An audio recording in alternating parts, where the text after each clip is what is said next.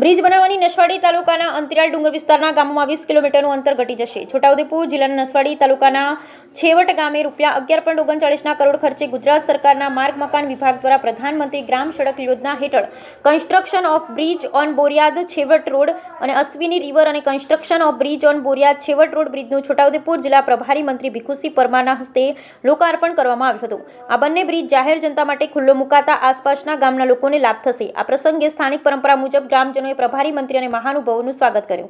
આ પ્રસંગે પ્રભારી મંત્રીએ જણાવ્યું હતું કે દેશના વડાપ્રધાન નરેન્દ્રભાઈ મોદી ગુજરાતના મુખ્યમંત્રી બન્યા બાદ અંબાજીથી ઉમરગામના સ્થાનિકોને માળખાકીય સુવિધા મળે સવાદા મુખ્ય ધારા સાથે જોડાવાનું કાર્ય કર્યું. વધુમાં તેમણે ધારાસભ્ય અભયસિંહ તડવીને વિશેષ વાત કરતા જણાવ્યું કે તેમની જાગૃતતાને કારણે 2 પુલો સાથે અન્ય ઘણા કામો વિસ્તારમાં થઈ રહ્યા છે.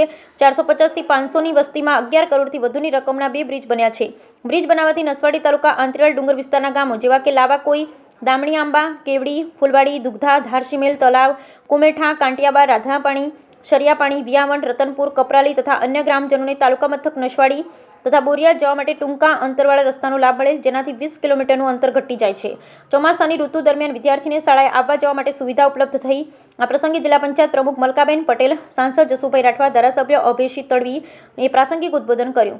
આ કાર્યક્રમમાં બાંધકામ સમિતિના ચેરમેન કેતનભાઈ, નસવાડી તાલુકા પંચાયત પ્રમુખ ભાવનાબેન, તાલુકા વિકાસ અધિકારી, તાલુકા પંચાયતના સભ્યો, ગામના સરપંચ, માર્ગ મકાન વિભાગના અધિકારી, જિલ્લાના પદાધિકારી સહિત સંખ્યામાં ગ્રામજનો ઉપસ્થિત રહ્યા. Bureau report Rehan Patel, Chhota Udepur. આજે નસવાડી તાલુકાની અંદર 2 પુલનું લોકાર્પણ કરવામાં આવ્યું, જેની અંદર 11 કરોડ 39 લાખ જેટલી માતબર રકમ ખર્ચીને રાજ્ય સરકારે આ પુલ બનાવ્યા.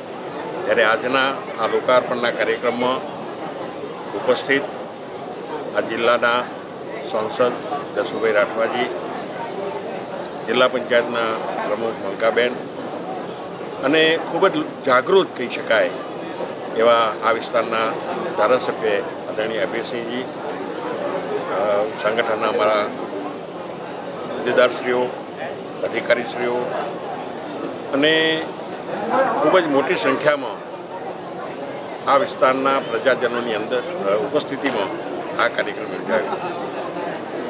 આ તબક્કે હું એટલું કહી શકું કે અભયસિંહભાઈ જે ધારાસભ્ય એના અને એમની જાગૃતતાના કારણે, એમની જોરદાર રજૂઆતોના કારણે મને એમ લાગે છે કે આ 2 પુલ તો ખરા જ, પણ એ સિવાયના પણ ઘણા બધા કામો એમને મંચ ઉપરથી પણ એમને જણાયું.